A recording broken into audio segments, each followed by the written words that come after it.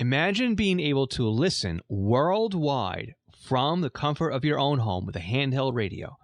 Imagine now being able to talk to those same people. Again, no crazy need for hard to get licenses or advanced licensing or hours upon hours of studying and doing math. With a simple amateur radio technician class license, the world is now your oyster. And we're going to talk about exactly how to do that on today's podcast. All units stand 3. It now appears as though shots are being fired. All officers use caution. It has been confirmed suspects are armed and are firing at police. 60 on the air, Northwest Signal, Signal 10, building fire, headquarters, Northwest Signal Fire Department, 1000 North Broadway, North Park Drive in North Albany. Multiple explosions coming from 661. Unable to get any ambulance, any rig down except for 667. Automatically go to a third alarm.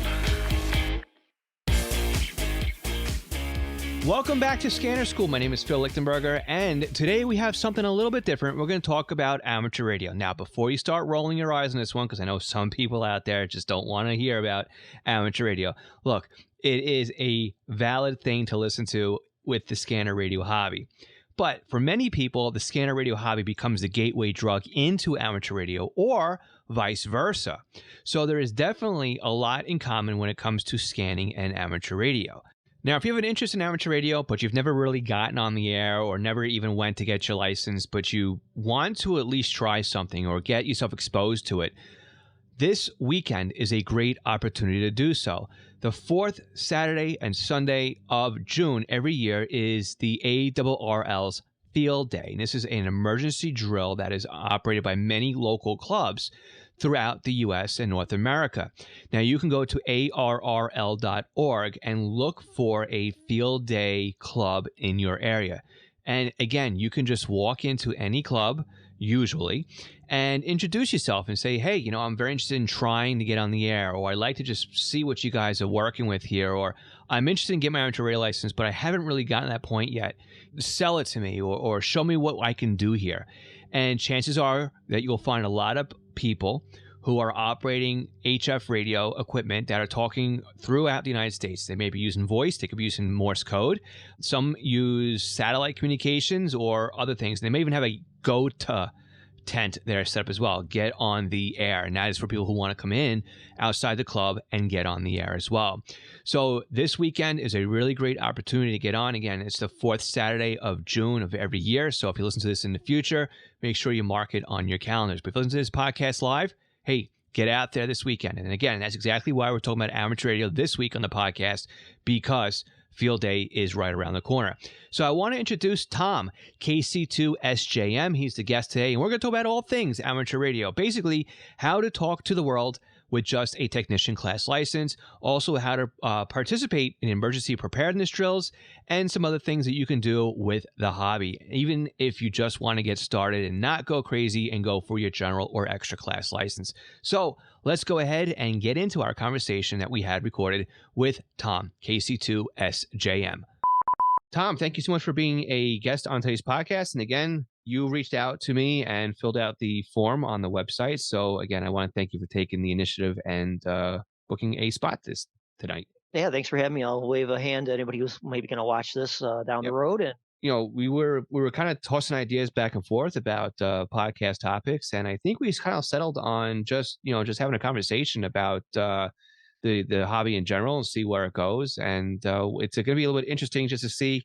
I love these types of conversations. That's exactly what they are. They're just recorded conversations, and things sometimes take a turn, and it's we go down a path, whatever, we come back to it. So yeah. But before we get to that point, why don't you just introduce yourself really quickly to anybody who doesn't know you or is listening out there? Basically, I've been in radio hobbying for years. I'm a ham radio operator, and of course, been licensed for, I got to think about this, since 2007. So that's going on almost 15 years, pretty close to it.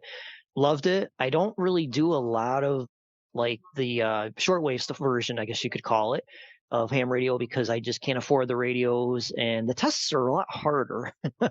So that's what I'm into. So I basically do the VHF, UHF 10 meter stuff, We have a bunch of local repeaters in my area that are on VHF that I have been on many times, talked to people, and I haven't met many people in person at hamfests and stuff. So I've had a lot of fun with them, getting to know them in person and not just on the radio.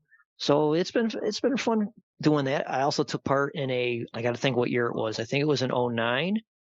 I took part in a Red Cross drill for ham radio, which was it was basically a mock. You had to pretend you were okay. The scenario we had to pretend we were under attack or something, and we had people relaying messages through us to other sites, I should say, through the repeater, and asking for certain people who needed blankets or food, supplies, whatever. And I took part in that, and it was kind of fun. We got some recognition from the Red Cross for it, so we are noted around here. So if we are needed for national disasters in my area, which I hope never to ever have, we do definitely would become useful if anybody's available. That obviously in my area, that's a local ham would be ready and able that could go with a radio and be set. They know we're out there, and we do take part in some community things around here. So it's been rewarding. I'll give it that. I had a friend of mine who actually who kind of got me into it back in, yeah, about that same time. Well, Okay. actually, it was 2007. I got my ticket, so it's probably around 2006 or so. And he actually owns his own tower and repeater and everything. And he said, "Why don't you go for your ticket?" And I was like, "Ugh." I was like, "I don't know." And he says, "Dude, I'll give you the book. It's easy." I'm like, "All Mhm. right." So technician exam is what I went and took, and I passed it, obviously. And he said, if you want to go to advanced or even more, he goes, I can give you those books too. And I took one of the books he had and I looked at it, and I'm not very, how do you want to say it? Not very smart in the math area as far as algebra when it gets to the hard stuff. Mhm. And as you get into higher classes, like the advanced and the extra class, there's a lot more math involved. And if you don't know how to do it, you're not going to pass the test. I mean, it's Right. very, very difficult. I have known people who have taken the extra class and have failed it a few times before they've actually passed it. So that tells you something right there that it's very difficult. For me, I just can't grasp some of that. It's a learning disability that some people have, and I guess I have that. So I just kind of looked at it and said, you know what, I'm going to stay where I'm at, and I'm just as good. So you know what, got to do what you got to do. It works, and like I said, I've been with licensed, for almost 15 years, and can't complain. Right. And this is a different time period too for just a technician class only license. When I Hmm. got licensed, it was in the mid 90s, and it was right around just after the time they got rid of that Morse code mandate, right? It Yeah, was it yeah, was a yeah. I remember. technician, then a technician plus. And Yep, yep. for me, it was great because I didn't have to worry about the Morse code. And even to this day, decades later, I still struggle with Hmm. copying Morse code.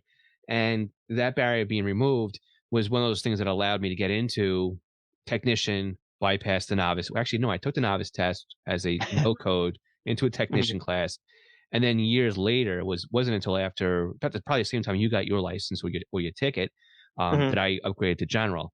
And I used a lot of the online resources, the Hmm. test taking, and that's how I passed my general. Was you start learning some of the questions and some of the answers, and that's really what the technician class is, right? It's comprehension of the Yeah, rules, the it's regulations, where you should be, where you shouldn't be, how much power you should put out, and a little bit of math, Ohm's law, yeah, those kind of it's things, it's antenna really calculations. it's really the major basics, honestly. Exactly is what it is. Mhm. If you can't really get past that, then I don't know what to tell you because it's not really hardly, well, okay, on my test I took, there was barely any math at all. So there was like maybe like one question that was math, and the rest of it was all the, like you said, the basics. Mhm. And then it went into a couple questions about the computer stuff, and I didn't care. Honestly, I didn't really care if I failed or passed that part because it was more like connecting your radio to a computer and all that. And I'm like, I'm not going to be doing any of that stuff. I'm like, I don't care. Right. So it didn't really affect me. So when I found out I passed anyways, I think I got well, if you were to average it out, I think I got like a 94 or something. I Okay. was happy with that. I Right. said, I'm You don't good. need a perfect score. You just got to Oh, pass. no, no. No, no, no. Exactly, yeah. But it was like, he told me what I got wrong, and I said, "Yeah, I don't really care." And he goes, "Well, okay, whatever." The Right. guy was Right. like, "All right, whatever." Yep. And I says, "I'm not gonna be doing any of that stuff." I said, "I don't have time for that, and I don't wanna be bothered." And he's like, "Okay."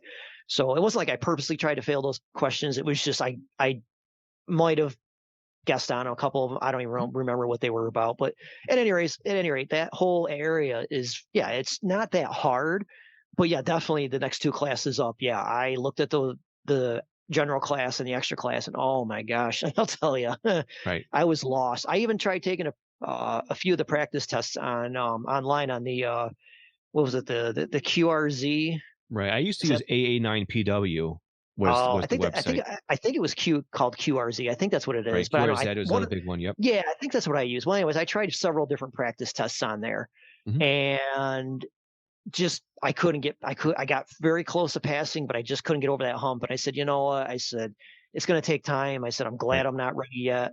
But then, things happen in life and you just Hmm. gotta put it on the back burner. So like I said, you know what? I looked at it as like I'm stable where I'm at with doing the VHF and the UHF, and sometimes if I can get in 10 meters, I'm fine, you know? Right. You Right. got you got a wide broadband on there anyway, so it's not like you're just narrowed down to like a small minute area and you go, Right. "Well, I guess I can't really do nothing." Well, that's what they get you on HF, right? The technician portions of like Yeah. a 15, or I don't think there is anything on 20, but on some of Mhm. the other bands, it's narrow, but it's the same thing too with general, right? All the Yeah. DX is in the Yeah, extra like band, not the general yeah. band. So Well, that's no, where all the they're action is. But if you think yeah. about it though, I mean, you can go on to Ham Radio Prep, and it's Mhm. I'm actually affiliate for them, but I've been using them for the extra class, and Okay. it's online video, and you can take the test and you Oh, can get the videos and somebody explains it to you. And there's another one too. I think Ham Radio 2.0, I think is one, or okay. yeah, that's not that one. I can think of the guy. I can see the pin in my head. I just can't put two and two together. But I'll splice it in here. But it's I'll get to it. But anyway, so It's there's okay, man. another guy out there that does it well, and he's actually pretty well known, pretty popular. He's got a beard, and I think he's out in California, but he's always out there to help as well. He's got a really big YouTube channel, and he's got an outlet as well. But definitely plenty of resources out there. But again, like I was saying, this isn't the same time frame as it was 15 years ago, 20 years ago, even Yeah, 50 years yeah. ago, where you Oh, yeah. needed that upgraded license in order to enjoy talking around the world. Because now, from your handheld radio in the technician portion of the VHF, UHF band, you've got digital modes like DMR or Mhm. D-Star and anything else that allows you to communicate with talk groups, which again, we know from the scanner radio world, talk groups, same principle basically. And it's single channel trunking, I guess is the easiest way to describe it. It's a single VHF or UHF channel. You put the talk group in there, and it gateways you out to a server. And then on the other end, it comes back out on the person who's on the same talk group as you, and you can talk to them. So you Yeah, can on like yeah. the worldwide chat group, and you'll have somebody from South America, North America, somebody in Europe, somebody in Australia, somebody in Germany, and they'll all Mhm. be passing around, a conversation, or there's like a Yeah. Northeast reflector, or so even like you told me about before with like an emergency operations thing, you can have like the whole Northeast or an Aries net or Yeah, a yeah. hurricane spot or something like that. So to be able to get out there and have as much fun as you could on HF, you don't need the HF anymore. You don't need the giant antenna. You don't have to be restricted or have to worry about the HOA. It's a different world now thanks to modern technology. Oh, yeah, exactly. It's totally different. I mean, I was pretty stoked back then when I found out it on a test it wasn't required to pass it with knowing Morse code. I was like, oh, Mm. great. I'm like, that's awesome. And although I mean, there's some people who still do CW out there, and Yeah. they look at it and like, well, I'll still take a test for it anyways. All right, fine. At least I'm glad it's not required anymore because I don't know where I'd be if I had to. Right. That's hard. I heard that's real hard. Y- It's you know, there's it a can be, I guess. Yeah, but you know what? There's also resources out there to help you out with that as well. Oh So yeah, yeah, I'm yeah. a lifetime member of the LICW club. So it's based here out of Long Island, and that's where they started from. But Okay. again, with the thanks of Zoom, they meet multiple times a week on multiple different Zoom chats and different channels, and they have a beginners Mm. class, and then you have a more advanced class, and they have get over the hump where it's like you break through that barrier that holds you down to a certain word per minute. And then they have a thing on keys or old boat anchor equipment, and they've really grown into this worldwide community. They still hold on to the LICW name, but it's now a worldwide type of thing.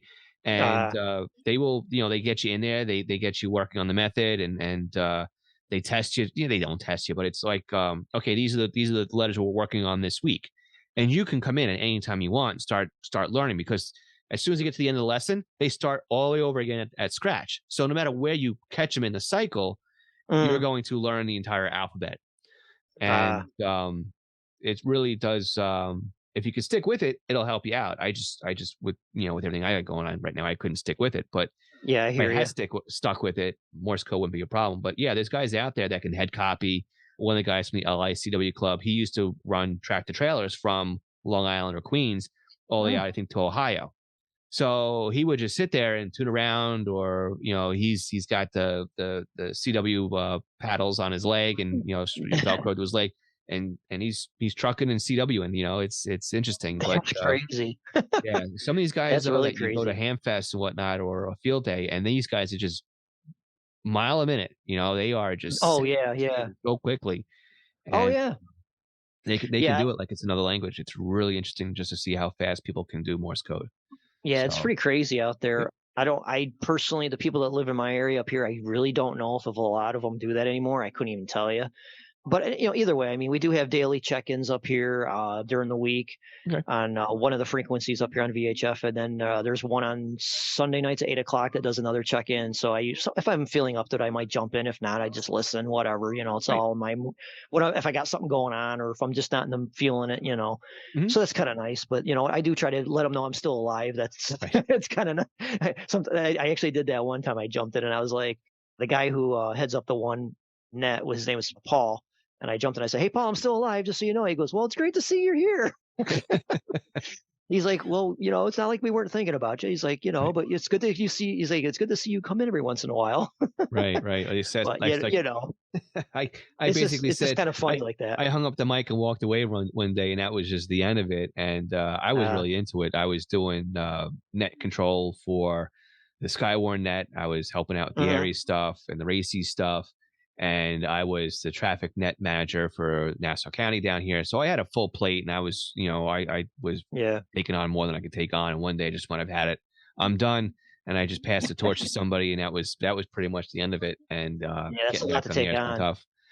But listening though is interesting too, and even from a scanner radio point of view, because I try and tie it in because that's what we try and stay focused on here. But I understand. I you, got it. you, you talk about the, and we could talk amateur radio all the whole conversation. I'm fine with that, but I want to tie in some of the important stuff that we've talked about so far.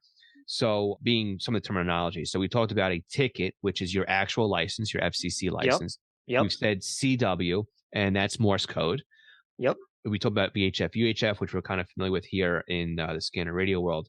But we talked about too, and I want to go back into the Red Cross stuff that you were talking about earlier. I think we'll we'll, Okay. we'll go full circle on that and come back to that towards the end. But I just want to get into like the nets and the routines and the drills and whatnot, and some of the stuff that I like to say part of the podcast is you kind of want to listen to what you want to listen to before you need to listen to it, because you want to start listening to some of the patterns or the way Mhm, things operate, such mhm. as when you're listening to aviation, there's a certain structure to every single transmission, right? And if you aren't listening repeatedly to aviation, in fact, it's been a while since I've listened to it, so I can't recall what the actual structure is in my head. And when I start listening to aviation again, I have to stop and think about, okay, that's this, that's that, that's this, that's that, that's this. And then you can Yeah. put that string of characters, that strings of words together, and you know exactly what they're talking about. But for somebody who hasn't been listening for a while or wherever, you kind of feel lost. It's like, what is this? It's just numbers and letters and everything like that. And with Mhm. amateur radio, the same thing happens, right? You check into a net, you give a call sign, either who you're calling or what your station is. Maybe you give a station report. Maybe you pass some traffic. And again, listen to a traffic net. That's a whole nother language in its own, where you've got certain codes and certain variables and account and stuff like that. But when an emergency happens, and this is why I stress too, like when it hits the fan, when you want to prep, when you want to know what's going on during a disaster, amateur radio in your scanner is a really great resource, because Mhm. that could be boots on the ground. So whether it be a Exactly, storm exactly. spotter or somebody manning a shelter or an EOC, that's where amateur radio really does shine. And even to these days, today, where people say, "Oh, why would they need to have an amateur radio operator there?" Because there's already a dispatcher, or there's already an internet connection, or they already got a phone line there. People still Yeah. rely on the amateur radio service to fulfill that need. And even too, during marathons or community walks, Well, it's actually stuff. it's funny you bring that up right now, is because just over the weekend the one ham group was being used every year at around this time.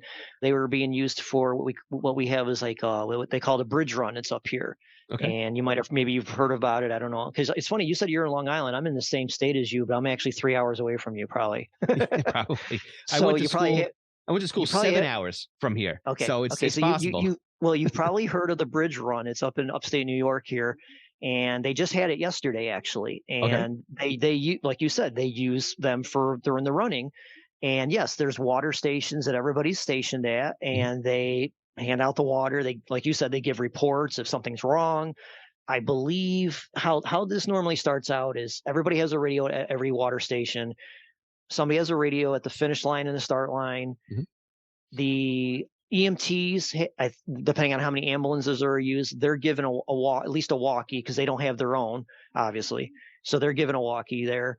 And like you said, it's in case things go down. So if somebody stops off at one of the water stations and says, "Hey, the lady behind me, or the guy behind me, or the kid behind me, whatever is," sounds like they're having a hard time breathing. Maybe you might need, maybe you want Mhm. to stop them, give them some water, but get them an EMT over here or something.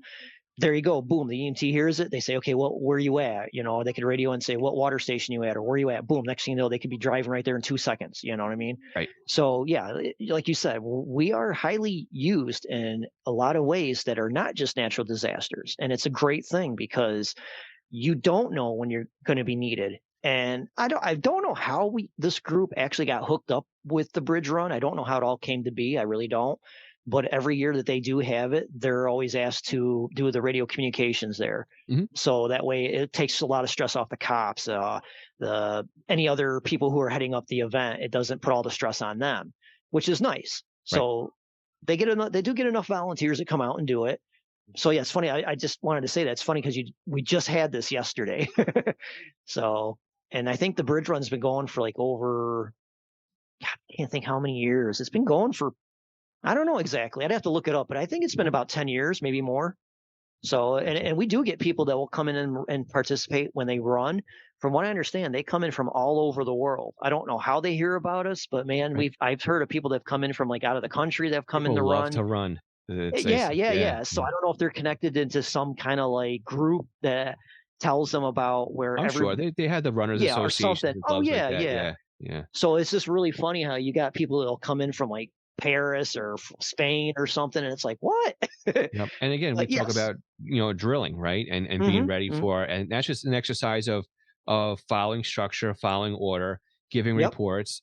Yep. And you're right though, it's people who get involved with that. Maybe they don't get involved in amateur radio because they want to be on radio. They want to be a part of that event. And I know somebody who was a big Hmm. volunteer with the New York City Marathon. And Okay. she is a very big central point of coordination on the communication side. So when most people think about amateur radio communication for the New York City Marathon, her name is usually one of the first names that comes to mind for a lot of people. So I don't know if she got into amateur radio and then found her way into the New York City Marathon or the other way around, but Hmm. there's people definitely feel their calling in life by volunteering for these events. And again, we've got the Long Island Marathon, we've got the Gold Coast Bike Tour here, we've got at the beach there's a big walk. There's Wounded Warrior Run that happens out here, and again, you're not only, like you said, you free up resources from the auxiliary police department and the main police department, but you serve a purpose because there's somebody, like you said, there's somebody on an ambulance who's a radio operator. There's somebody in the tail car who's given updates. There's somebody Hmm. who's at each water station or at each Hmm. checkpoint and Hmm. or mile marker. And you go, okay, last runner came by. So now you know, Exactly. and whoever is running the event, who's at the command post for the event, knows what's going on the race course because Hmm. they have an up to date. Or if they want to know something, they can say, "Hey, has anybody seen runner number one, two, Oh yeah, three?" yeah, And yeah. then, And that's yeah, exactly. And yep, then that's what happens is whoever the coordinator is of the race, they'll say, "Hey, we're missing somebody." Next thing you know, then they would go. Whoever's the head of the communications would then go down to each station and say, "Hey, when was the last time you saw?" Like you said, when was the last time you saw, say, runner 512? They would say, "Oh, I haven't seen that person." They go on to the next one and the next one until somebody says, "Hey, I saw them and they're over here sitting down." All right, Yeah, there you go. Boom, now we know where they are. exactly. So That's yeah, exactly right. Yep. it's yeah. So I mean, a couple times that I over the years that I have listened, I don't think there was any major issues. I know that there was like a couple of the stations had ran out of they actually had ran out of water and they had to go buy a couple cases somewhere nearby. But Wow. that if a store was open, they had to go quickly buy a couple cases and a bag of ice and throw it on some ice. But other than that, a few times that I'd listened over the years, I don't believe there was any major issues. I don't think anybody got hurt or anything, Mhm. which is good, And Right. after, and I know after they do actually they do two races in the morning. They do the short one and then they do the long one. Right. And Right. by the time the long one's done, it's usually about 11:30 in the morning. And after that's all done, they usually go down to the baseball park that's nearby, and they have a cookout there waiting for them. So all Oh, the very runners, nice. everybody participants can go have a nice little party and chill and relax and enjoy the rest of the afternoon. It's pretty nice how they do that. So they Very really put on a nice. good. They actually put on a good event for that. And a couple, well, during COVID, it had to be rescheduled. Obviously, you couldn't do nothing in Couldn't do anything person. during COVID. They actually did it. I don't know how they did this, but I think it was I want to say 2020, I think, or 2021. I'm not sure which one it was. They somehow did a virtual one. I don't know how they did it, but they did a virtual one. Okay. I have no idea how they did it, but they actually were able to pull it off somehow. Maybe they did it over Zoom or Skype or something. I have no idea. But I thought it was very strange when I heard it. I'm like, well, how are you going to do one in virtually? Right. Because Right. you can't have nobody in person. So I'm I like, think the way I they don't would know. do it was they would say just go out and run the 5K, and I think virtually that's that what would be it. I think that's what it was, if I'm not mistaken. I think Right. people were doing that. Okay. But if it was something else, I just found it very bizarre. But I'm like, whatever. Right. But Right. then when things started opening up, then they were able to go back to normal. So Yeah. obviously, And last now, year yeah, they did it, and they did it this year too. So yeah. Now we're full normal. As of a yes, couple yes, weeks yes, ago. yes, So. yes, yes, yes, yes. Well, so they say. So I mean, yeah. So we are used in many different ways that people Mhm. don't know about, and we can be, well, I don't want to say hired, but it's technically you are hired to do something in the event. You're volunteered. But It's like the yeah, military. but we don't get paid. But well, we don't get Right. paid for it. Right. So I mean, because you're basically giving back to your community, which is what you're It's supposed to basically do. what it is. Yep. Yep. Yeah, yeah, and you know what? That's what the group here does, and they get enough people involved, and that's all that matters. I Right. mean, I worked a hamfest once that I was out in the parking lot directing traffic for a hamfest one year. So I mean, I didn't mind it. I was like, because it wasn't too far where I lived, so I was like, yeah, I'll do it. Why Okay. not? Right. So yeah, it's fun. I miss going to hamfest. I don't know about you, but man, I miss them. The You always meet some nice people, man. You really do. meet some characters, that's for sure. So Yeah, it's, yeah. Some dieharders are like, oh oh, yeah. I've been doing this for 70 years. Yeah, I can Yeah. tell. And there's definitely some staples too. I mean, we recently lost somebody like this week that was a huge staple at many of the Hamfests, and even within the last couple of years, we lost a lot of guys. But again, it's kind of like the Yeah, the difference in who's active and who makes it part of their life and whatnot as well. It's yeah. different as far as the age groups go. But I think you hit the nail on the head too, where it's giving back to your community. So some people Oh volunteer yeah. as a firefighter, or Mhm. they whatever it is they do. But amateur radio is more than just people getting on the air and complaining about that their Exactly, wife is making them go exactly. here and the kids are driving them nuts, and they're stuck in Oh, traffic on I've the heard way to work.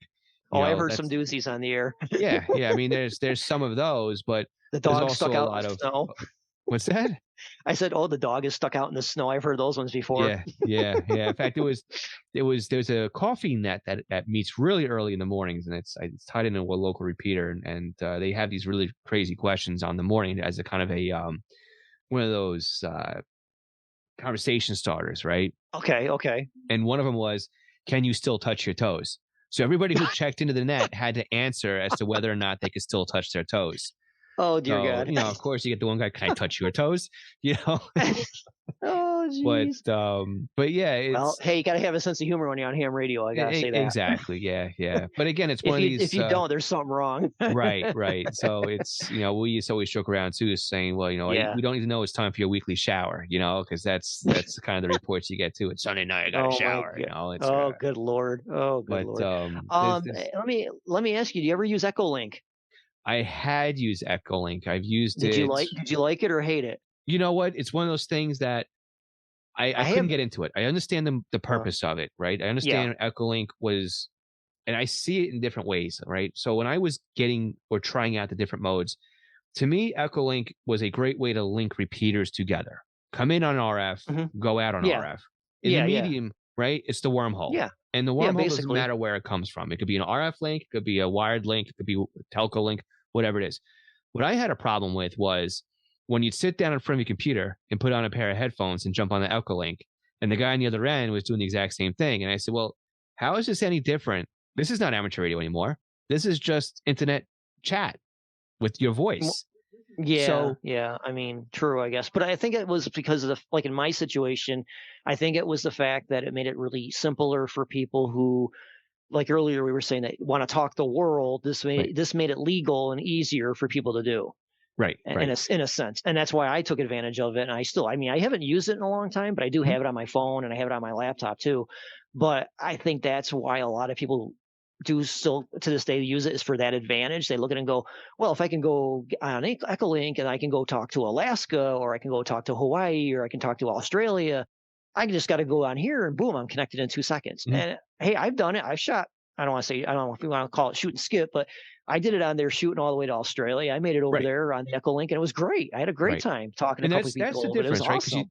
you're still coming out on RF at the end, right? Yeah. It's when you was when you were just sitting there and stuck on an internet link on both ends. To me, but again, you get a lot of guys that complain about other modes of communications, right? Or they oh, FT8's ruining the hobby, or this isn't real amateur radio, right?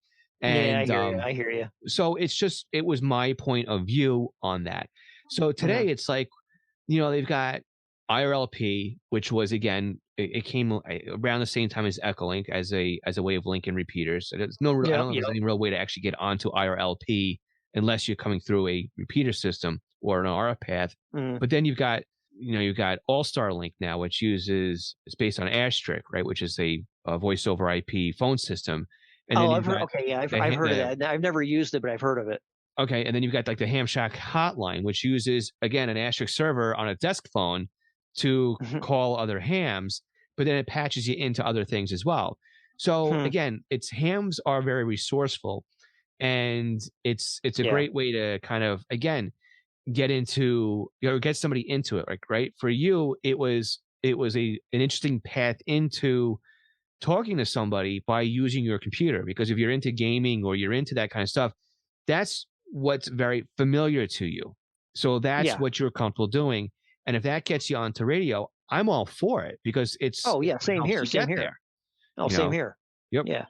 And again, I actually like the tool that they have, it because like I said, it's nice to branch out maybe across America to where you wouldn't be able to hit the skip land, so to speak, and you can do that, get into that, and then like reach over to California or something if you have family over there or something, or reach over to wherever you wanted to. Like I said, going to Alaska or Canada or something. I thought that was just like the cat's meow, so to speak, because I was like, wow, I can actually just get on and talk anywhere on a repeater. It's anywhere. I'm like, this is great. Yeah, I thought it was awesome, and a way make some good contacts. And a lot of people say it's all about the contacts. It's all about the contacts. If you can make tons of and it's like, well, by doing it on there, I can make a boatload of contacts, so to speak. Yeah. And I did. I mean, I've hit Hawaii a couple times on there with no problem. Was talking to a guy down there. Well, Australia, I think it was Sydney, Australia. I talked to somebody over there, and but again, I haven't been on it in so long because, like I said, sometimes I just forget about it, and I know it's there, but you move on to other things that occupy your mind. That's exactly what happens. Well, life kind of takes over sometimes, and you just got to put it on the back burner. Right. But I mean, even think about like today's technology, right? I mean, we have. I like to use DMR for my digital modes. And I'm not too familiar with that too much. I mean, I see it. I get my my ham radio outlet catalogs, and I see them always talking about the new DMR mobiles and handhelds and blah blah blah blah. And I'm like, and so I've heard of it. Don't know much about it. Haven't had time to really study it up. But I mean, I understand it's a new thing that's on ham radio now, and not really too new, but it follows the same. It's DMR technology, but the back end is, again, it uses conventional frequencies with talk groups, and it routes its way through the internet to bridge links together. So on our end, we have the two-way radio. I know. I got mine upstairs too. I just got the new one for the summer. Yep. I know. I've already been looking through it, but I haven't. I should look through it. I just got it like a couple days ago, and I'm like, another one, cool. Yeah, they're good people. I have nothing bad to say bought about something from them too, not too long ago. But nice. You get something like this, and this is an MMDVM hotspot, basically. Oh, So okay. it's basically a small little Raspberry. It's a Raspberry Zero based unit with a Why does that sound so familiar? I've heard of something like that. Where did I hear about these that are all like recently? knockoff units. So you can No, find but them all over no, eBay for I've heard the thing about what you're saying that the name raspberry. I've heard it a somewhere, but I Raspberry can't Pi. think. Yeah, it's Yeah, a but I can't. Where have I heard that? I can't all over the remember. place. Yeah, they are Probably. yeah, they're Linux-based low power computers that were basically built for educational purposes, but a lot of people have repurposed them to do a whole ton of other things. I think I know now. There's one of the guys I follow on Twitter. I think he was talking about it one day. Okay. I think that's where I heard it from. Him and somebody else were BSing about it, and I was like, "What?" And I Yeah, was reading their they've been tweets and stuff, and around. it was kind of interesting what they were talking about. Yeah. Yeah, I mean, I used to run one to do a local NAS server. I used to use one for a weather server. I'm using one now to monitor aviation, so the ADSB Oh, okay, beacons. It feeds that out to the internet, and they're very low cool. power. So they run off of a little phone charger transformer. It's the Mhm. 5 volts with the 2 amps, and that's really it. All right, we're going to take a quick break right now with this conversation that Tom and I are having to remind you that as a Patreon supporter, you will not get this upcoming break. You can help support the podcast by going to scannerschool.com/Patreon. For everybody else, we'll catch you all in just a second. So the MMDVM is based off of a Raspberry Pi Zero main board, and then Yeah. you've got the RF board that sits on top of it as a daughter board, Mhm. and tying into like we were talking about with the Echolink. So I'm using a handheld radio to key RF across my desk into the MMDVM, which is now Mhm. connected to the internet over Wi-Fi, which goes out to the Mhm. gateway, which goes into a community chat room basically. And on the other end, somebody is also in their basement with an MMDVM, or people actually take these things and they bring them with them and they bridge the Wi-Fi on their phone so they can drive with a hotspot in their car. Mhm. And even though they're on RF, they're still on the internet. So the only difference between an Echolink is the fact that I'm using an HT that's going to a milliwatt transmitter that's not too far from me. I gotcha. So, but it's again the same deal. You can pop out anywhere you want, basically, or listen to anything you want to listen to. And you can jump onto, if you go to brandmeister.network, which is the Mhm. website, you can actually pick the talk groups on their website and stream them. Hmm. And you can daisy chain a couple of them together and hear what's going on. So if it's a quiet day here and I don't feel like, really firing up a radio, I can fire up brandmeister.network Yeah. and I can punch in the worldwide server and I can listen to what's going on there. I've Yeah. heard some special event stations operating on DMR by just tuning around. And in fact, one of our podcast listeners, Ken N4VKF, he runs on another DMR system, which is called TGIF. Every other Thursday night, he runs what's called the Scanner Junkies Net. So a couple guys Okay. check in on amateur Interesting. radio and they talk about scanner radios. So he's Okay. trying to keep that one going, and he's got that one bridged in not only through his DMR hotspot, but he bridges that into an All-Star node, which then goes out to the All-Star network, which allows you to come in on an analog. So you don't even need DMR, but you need a local All-Star repeater in your area that you can patch into and redirect over to his All-Star node. And then you can have the Scanner Junkies net on your local repeater. Gotcha. So it's really weird the way things are now bridging together, and Yeah. they're made now for cross-platform operation. So for example, too, I can take my MMDVM hotspot Mhm. and I can come in on DMR and I can go out onto a D-Star reflector or a Yaesu Fusion group, or again analog somewhere else on the other end, I guess, if it was tied into an All-Star node. So a lot of these nodes are also connected together, interconnected together on the back end as well. So you might come in on DMR and go into a DMR talk group, but a D-Star reflector is also tied in on there, and then a Yaesu Oh, Fusion's wow. tied in. So everybody can be talking mobile on their own technology, but on the back end, they're all talking together and they're all going back out on that technology. So it Interesting. becomes Huh. very amateur radio like, where it's intercommunication, being prepared, everything's interoperable, or I guess you could say in a way. Mhm. But it also can all stand alone on its own should the network ever unplug. Oh, So, okay. Interesting. I but didn't know that. yeah, so if you have regular internet access and you want to jump onto Brandmeister network. You can just at least take a listen. And it sounds, again, a little digital, but for the most part, it's the same thing. It's amateur radio. It's people making contact, so they're talking, Yeah. a lot of radio checks. But I like listening to it too, because you'll get one guy in countries that are far away, or countries you don't even know where they are, type of deal, you haven't heard of a while. And what's really cool about it is you can download the call book into your radio. So when Oh, these guys are wow. keying up, you can see their call sign display on your HT. And then when the next guy Hmm. calls, you get his name and his call sign on your radio. So you update it maybe Wow. once a month or every couple of weeks, and you've got so you're not really figuring out who it is, because what happens is when you go onto a digital mode, not D-Star, but something that requires you to have a radio ID like P25, NXDN, or DMR, it's assigned to you. Yeah. So that radio ID never leaves you now. So Oh, you have that's that crazy. whole Huh. call database of radio IDs. So That's crazy. I didn't yeah, know it that. makes it really interesting to get into. So, but Interesting. Very the world interesting. is definitely out there for you to communicate with as a Yeah. technician class. So there's really, unless you want to get into the actual RF side of global communication, you don't really have to upgrade into general or extra, or feel True. like general or extra is going to hold you back or something like that from Mhm. having fun. So there's And it's funny definitely a how lot of ways to do it. it's funny how you said, like, things have changed over the years. It's like, in the sense of talking about scanners and stuff, which, we can go into that now if you want. And it's amazing how, say, from the 1980s all the way up till now, how the manufacturing of old scanners that required those little bitty crystals Oh yeah, per frequency to put into your unit, up to now where it's just a keystroke on the pad, and boom, you got 100 channels, 200 channels, 5,000 channels, whatever, and you have an entire global database now. I mean, it's crazy. It's crazy how that's been. I mean, for me, I'm sure you're probably curious. For me, it started out, I got to think. I think the very first handheld scanner I think I ever had, it was somebody gave me. It was a 2-channel. It was oddly enough, it was a Radio Shack Realistic. It was that small black 2-channel crystal unit. Do you remember that okay. one? No, no, From no. I think it came out in like 90. It was in the 90s. It came out.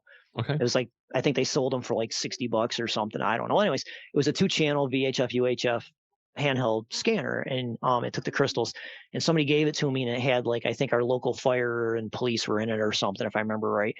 And I thought that was like the coolest thing. I'm like, all right, cool. I can hear all these calls and everything. And then it slowly kind of builded up to other things. And I was like, no, I want something more better, And Right. I got into a desk. I think for Christmas one year, my mom got me a desktop scanner, of all places. She bought it at a drugstore. They were selling them at a drugstooor. Go figure. You used to be able It to was buy them like, at Sears, and it would say Sears on it. I yeah, mean, yeah. No, this was a Uniden. I remember it was sold at a local drugstore, and I want to say it was the Bear. It was a Bearcat. I know that. I want to say it was the 146 or the 147 XLT. I think is what it was. It was only 16 channels. I remember that. And okay. it was a base one. And that thing, you couldn't kill it. It was built like a tank. That thing was. I'm not saying I tried to drop it or throw it around the room or anything. Right. You But I'm weren't just swinging it saying, around by its no, cord, no, right? no. But I'm just saying, like, it took a beat and then it kept going, Right. And I think then eventually I think I sold it to one job I worked at. My manager wanted a base scanner. I think I ended up selling it to him because I wanted something better. And then I remember getting the Uniden BC 200 XLT, the old 200 channel. I remember getting that one for Christmas one year too, or my birthday or something.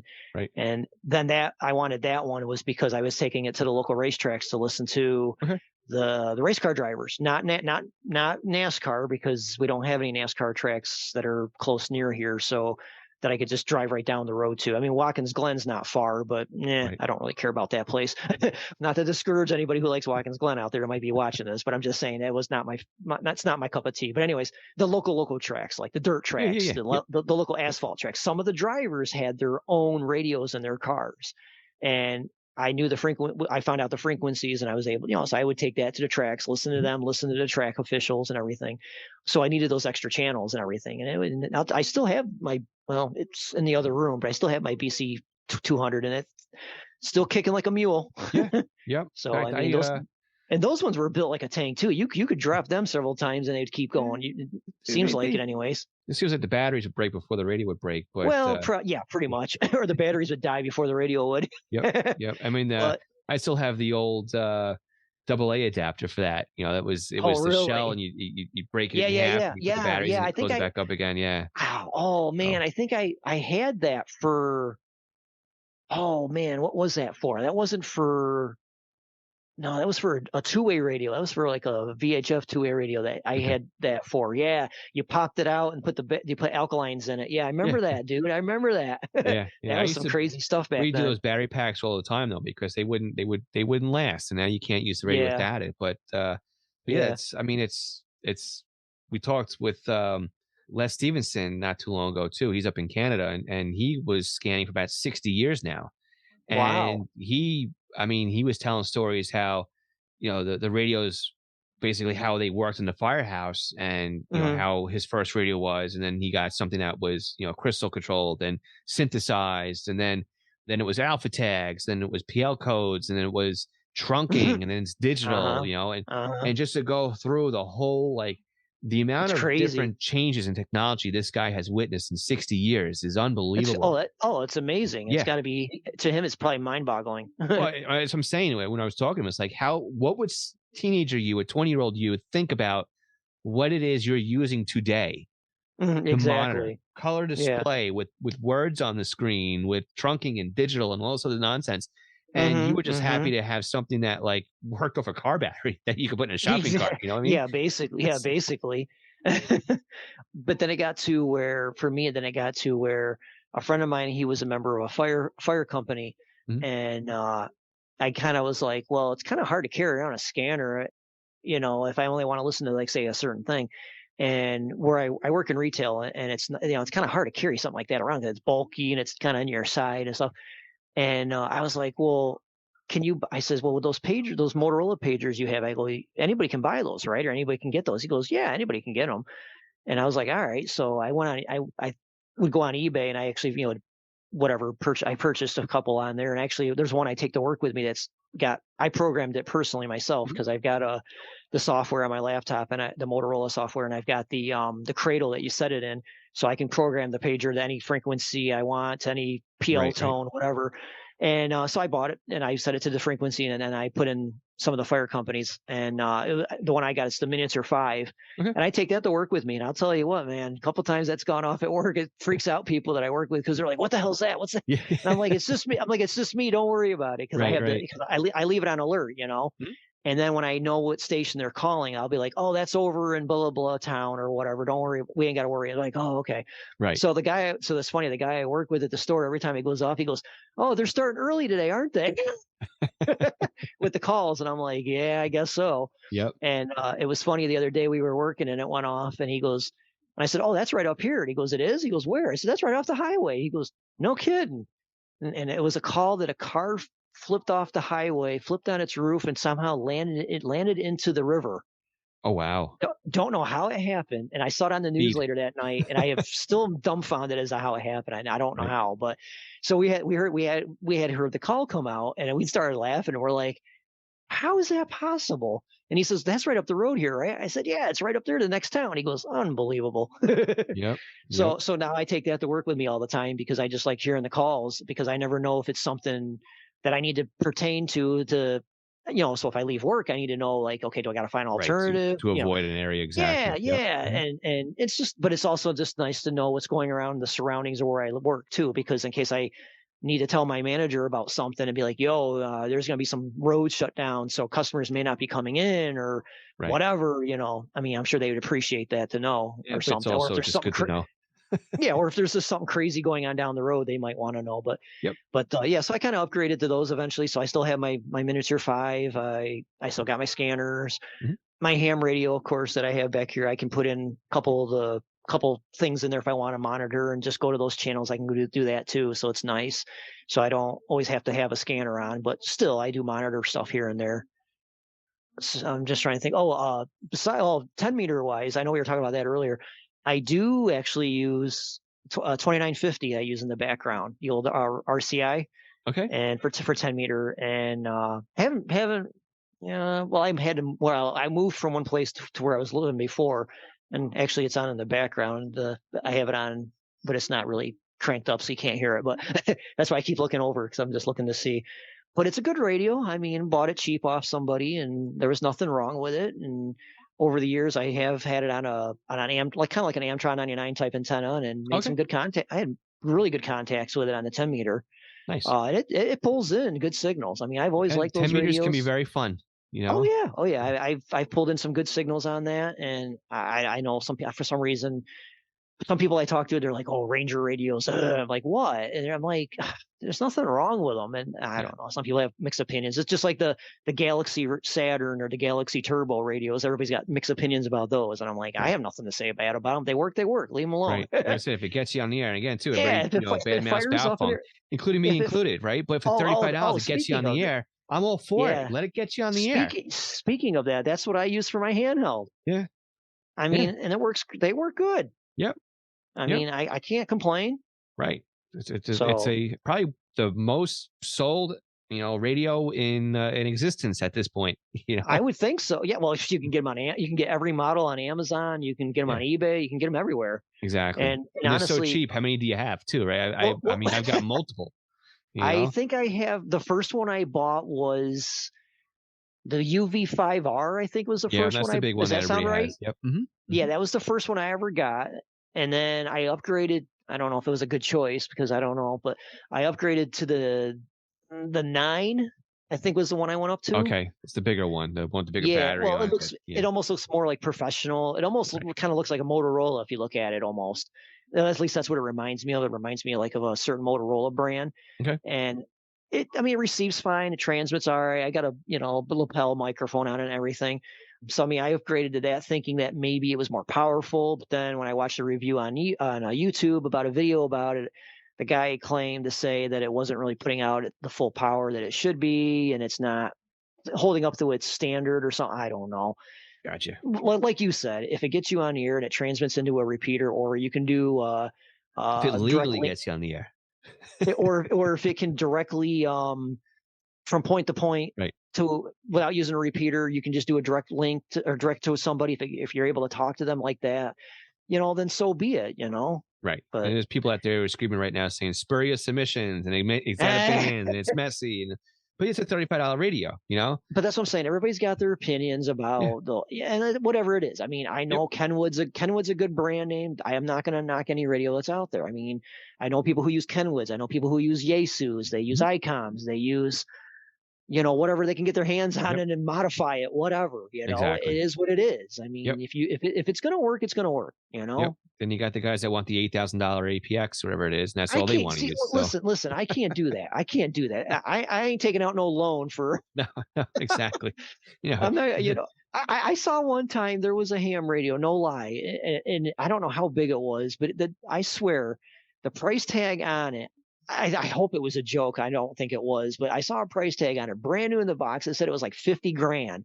I jeez. said, what is somebody remortgaging their house to get this?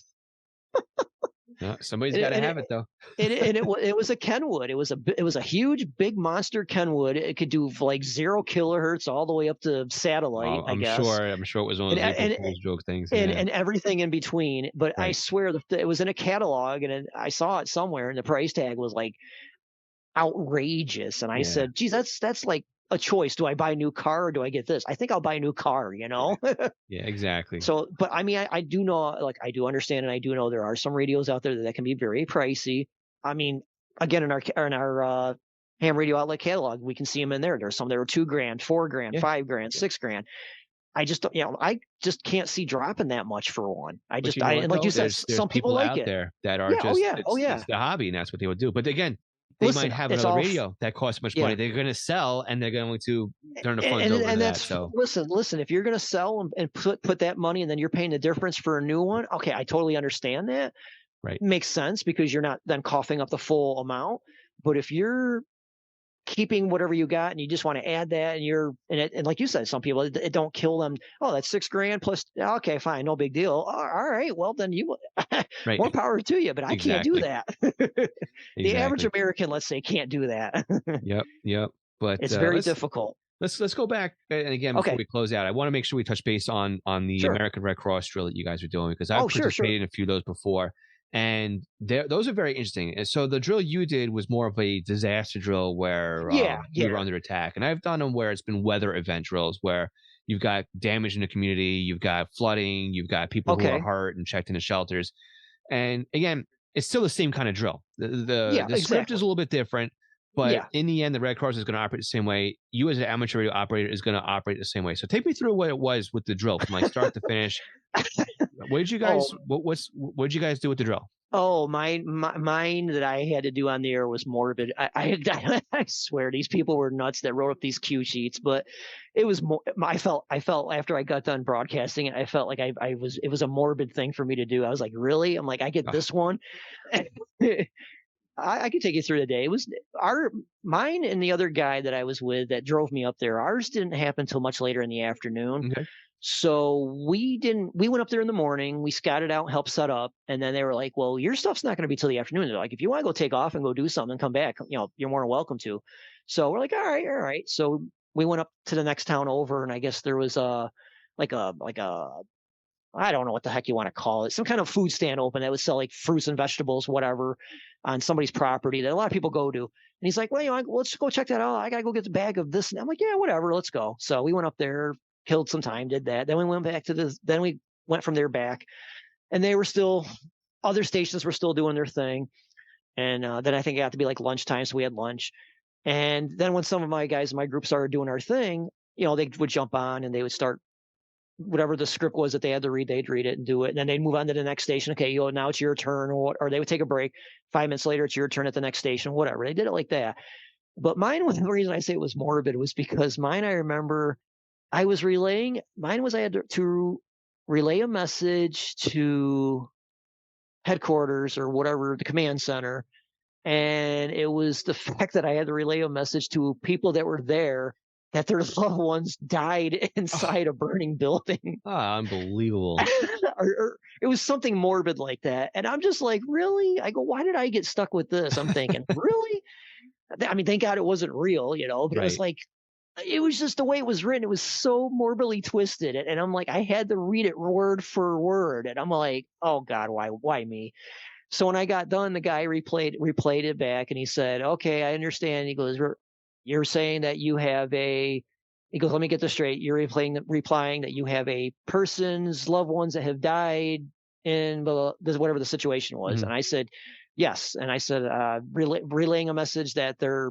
I don't know who it was, like a relative. That's all I'll say. I don't even know who it was. I said that yes, they have perished, and I said they the one that's still with them wants to pass the message along to the other people that are there with you, that is their family that escaped or whatever, got out safe, whatever. Here's the whole thing just was like so orbitally morbid, and I was like, oh my God. You guys take it to All these other guys had messages. Oh, please send food and water. Or another message was, we need more blankets and cots. And I'm like, I get the morbid one. I'm like, really? And it wasn't like I was able to pick. It was just how it went it down. was And handed to you, right? well, it was just however I don't even know who coordinated that. I can't remember, but it was just however it went down the line. That's what you were to do. And it was like, I'm like, guys, really? You couldn't give me a good one?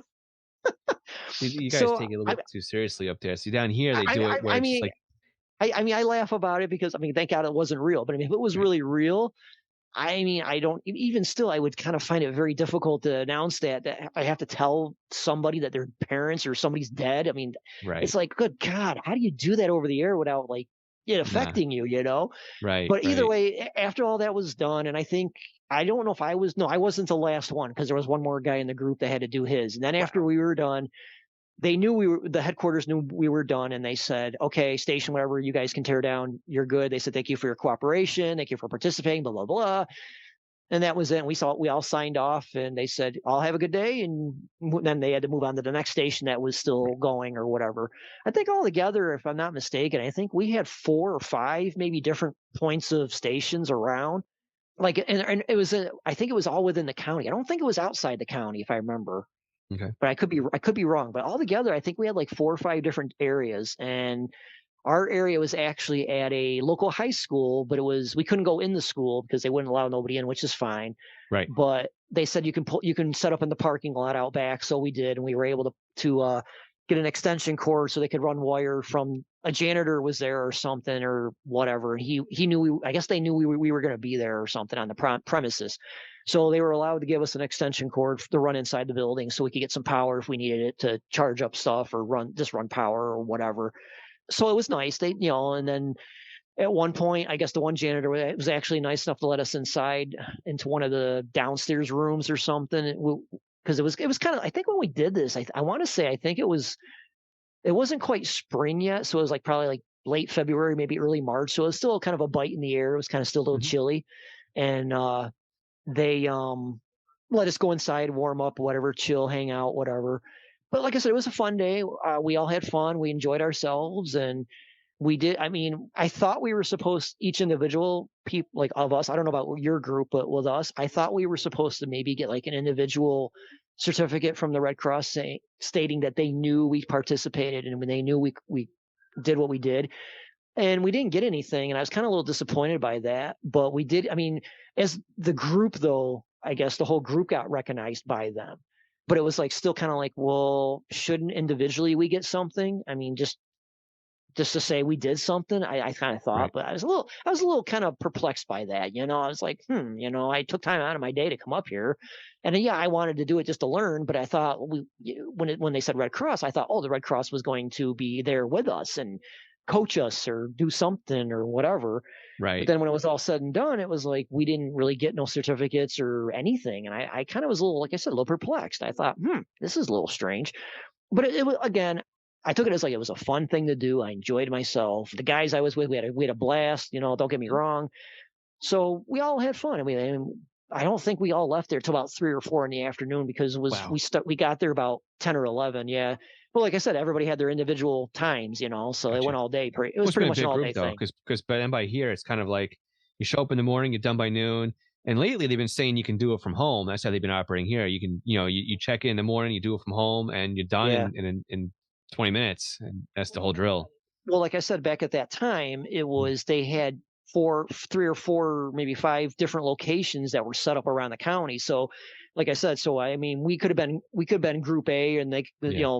there was Group A, B, C, D, or something. I don't remember how they did it, or 1, 2, 3, 4. I don't know how they did it, but anyways, whatever group we were, you went in that order, and then you would just go down the list as to who's next to broadcast. And I think they had to have it where you had to have 4 or 5 members of each group. So, like, I Okay. know the people I was with, that we had 4 of us.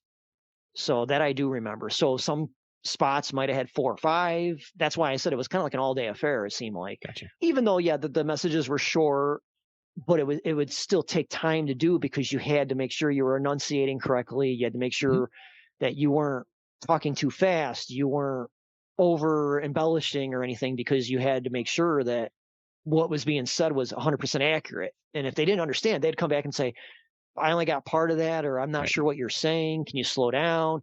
There were some guys that were kind of talking like they were normally talking on a radio at home, and they're like, "No, you got to kind of slow it down," Right. Right. because they're not, again. So it's a training thing, and like you said, you get some kind of experience out of it. It's just fun. It was fun to do. I mean, I would do it again if we had it up here, but we haven't done it in years, so I don't know if they Okay. would ever do it again. Normally But they do the set drill happens once a year. And that's what they do down here. yeah, They tie in with the Red Cross as part of the set drill. So they okay. knock out two drills with one drill basically. But Ah, yeah, it sounds like, I mean everybody does it differently. That's the thing, right? Our yeah, area does it well, different than yours, but and again, this was, like, back, I think, in 2008 or 9, so you're talking a long time ago where maybe that's how that particular way they were doing it, maybe that's how they were doing it Mhm. 20 years prior to that, I don't know, we don't know, but, I Right. mean, that was a whole different time frame too, so, like you said, now it's different where they might say, "Oh, get on Zoom or something, and, we're gonna have you read a script," and boom, you're done, or And again, something, you get leadership changes too. And one guy wants to do it Yeah, his way, one guy wants to do it a different way. Somebody doesn't like the way this one was done, so it could all change that way as yeah, well. So, but in the end, like you said, you're out there drilling, you're out there listening yeah, and communicating, and again, it's a learning experience for you. It gives you something to do, and it's so rewarding. Even though you didn't get the certificate for the wall, you still got that. I did something. I was a part of yeah. this, Oh, don't get me and wrong, I loved it, yeah. yeah, exactly.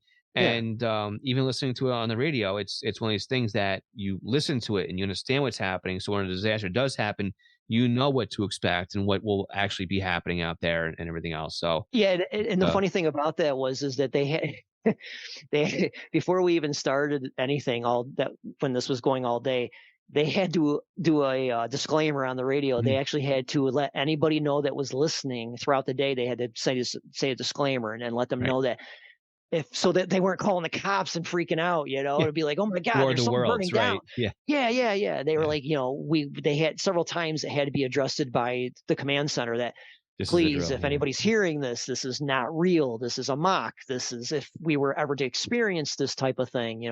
So the events you are hearing today are not real. They are a fixation of what could happen in the future. right, So we don't want you to call the fire department. We don't want you calling the cops or saying that somebody's really literally falling downstairs, or right, something. right. Yeah, we would always So say every couple minutes, "This is yeah, a yeah, drill. This is a drill." yeah, At the end yeah, of the yeah. transmissions. Yeah, so Yeah, it was just throughout the day they would say that, right. just so if anybody was, but pretty much the majority of people who would normally listen on that particular repeater knew, in a sense, what was Right. going on, And then you had one and guy would come on, you had the so safe word, right? Guy comes on, Oklahoma, Oklahoma, and then you knew it wasn't a drill anymore, you know? So, yeah, but but it was cool. We didn't have nobody come on and say like that.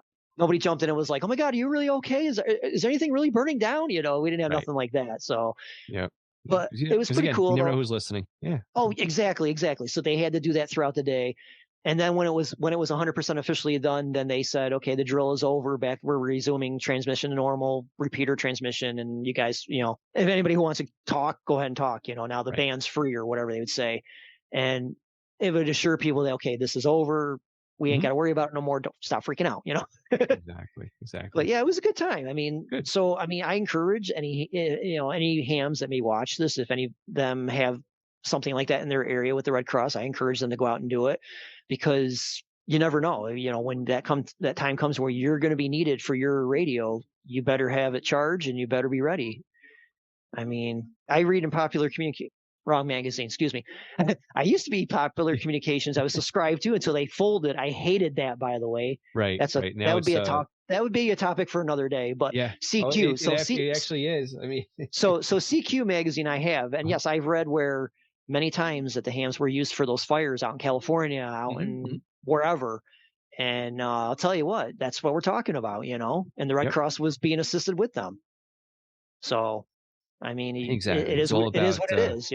It's all about drilling, and then again, from the scan Yeah, radio side, it's all about knowing where to tune to exactly, listen to this, exactly, so dude, it pays exactly. to keep your finger on the pulse, so to speak.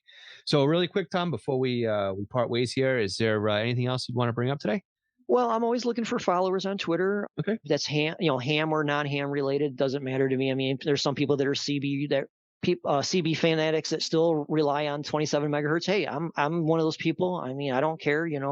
If they want to follow me, it's KC2SJM, straight like that on Okay. Twitter. I have a blue check mark, so I'm Are the you only paying one the on e-bucks? there. Well, let's not get into that. But I'm the only one on there that has that call sign, so it's not like you're going to find anybody Right. else impersonating me. So at least I hope not. Exactly. Yep. But I take followers from ham, non-hams. I mean, if you're a sports fanatic, I don't care. I mean, I like hockey, and right now that's a whole other topic I don't want to get into either. But anyways, no, my team's in the playoffs, but I think we're about ready to get ourselves kicked out. So I don't want to go there with that one. But Which team are you following? Toronto, and actually, it's do or die tomorrow. Gotcha, gotcha. See, being here on the island, I've been an Islanders fan since, Or no, not tomorrow. Excuse me, dynasty days, Wednesday. but Yeah, Wednesday's do or die for us. So, but gotcha. I mean, like I said, so anybody that if you're a sports fan, whatever, TV show lover, whatever, I'm always Cool. taking followers like that. I mean, I do. I don't. I try to look at everything on the timeline. Sometimes I don't see everything, but Right. Yeah, it Twitter's almost depends. impossible to find something the way Well, they sort it well, all I out, mean, so I work, so usually during the right. day, if by the time I get on Twitter, sometimes whatever I've missed is what I've missed, and whatever I'm Yeah, seeing that's currently the on way that Twitter timeline. works. Yeah. Yeah, yeah. So it is what it is. It's no biggie. But I mean, Yep. so yeah. Again, if anybody wants to follow, shoot me, a quick follow tab button, whatever you want to call it. Hit that thing, as they say. Yeah, and we'll put that in the show notes as well too, and plug it Yeah, there as yeah. well, so Other than that, I mean, if you have your ham ticket, then 7 threes is what we say to those people, and happy DXing and all that good stuff. And make those contacts because you never know who you're going to reach. Excellent. Yep. Perfect. And then if somebody's looking for you, I'm sure they'll find you not only on Twitter, but they can reach out to you and schedule up a schedule, I guess they could say, to get you on the Echolink or something like that if they want to. Something. I have a mean, conversation something. like Yeah. that I too. mean, So, who knows? Yep. But I mean, you never know. You just don't know who you're going to reach out there anymore. It's always Exactly. interesting. That's for sure. Certainly is. So, all right, Tom, again, I want to thank you so much for booking this conversation and Yeah, booking thanks this for on the having me. calendar. And yeah, anytime you want to come back, you just let me know and we Sure. could pick up the conversation we left off with this one or onto something new, whatever it is you're working on or are listening to. So yeah, door is always open to come back on the podcast anytime. I look forward to All right, man. having you back on. Sounds like a plan. Okay, thanks again. Tom, thank you so much for being a guest on the podcast. This was a very quick hour on my end, and hopefully it was a quick hour for everybody else because this was a really great conversation, and I enjoyed talking a different aspect of the hobby, which was amateur radio. So again, if anybody wants to communicate with Tom, if you don't have an amateur radio license, you can do so via his Twitter account. Again, twitter.com/KC2SJM. And of course, if you have your amateur license, you can get him on Echolink, and hopefully I've kind of gotten him interested in DMR. I know that, again, Ken N4VKF holds a bi-weekly scanner radio net on the TGIF DMR network. All right, so with that, again, if anybody would like to be a guest on the podcast, again, it's a conversation, right? It's all it is. There's no pressure, there's no nothing. It's just two people talking about the radio hobby. Go to scannerschool.com/podcast, and that will get you into our calendar so you can be a guest on the podcast. Before we wrap up this week's podcast, I want to take a minute here to thank all of our Patreon supporters. Alan Gonzalez, Arthur Altrak, Arthur Heron, Bill Kay, Bob Robs, Bob Middleton, Brandon Salmons, Brian King, Chris Paris, Classic Hank, Craig Harper, Dan, Daniel Chiavolella, Dave Pasco, David C., David Kuzneski, Denny Crotty, Dylan Hyder, Ed Walsh, Edward Bramlett, Glenn Davos, Glenn Wright, Greg Johnson, I Hate Junk Mail, Jack Haycock, Jacques Berry, Jake Jacobson, James Broxton, James Felling, Jay Reed, Jeff Block, Jeff Chapman, Jeff McLeod, Jeff Waldrop, Jenny Taylor, Jim B., Jim Heinrich, John Kordoff, John Keel, John Sweeney, John Derby, John Goldenberg, Joshua Robb, Ken Newberry, Kenneth Fowler, Kevin Zwicky, Lenny Bauer, Les Stevenson, Lloyd R., Luke Hartnett, Mark Beebe, Mason Kramer, Michael Gorman, Michael Kroger, Michael Meadows, Mike Lopez, Mike Piltz, Nicholas Stenger, Paul Bowling, Paul Teal, Randy Young, Raymond Hill, Rich Palmieri, Ronnie Bach, Scott Lefgren, Thomas Giampino, Todd Glendy, and William Arcand. Find out more about Patreon and our support tiers by visiting scannerschool.com/Patreon. Thanks again for listening. We'll catch you again next week. 73.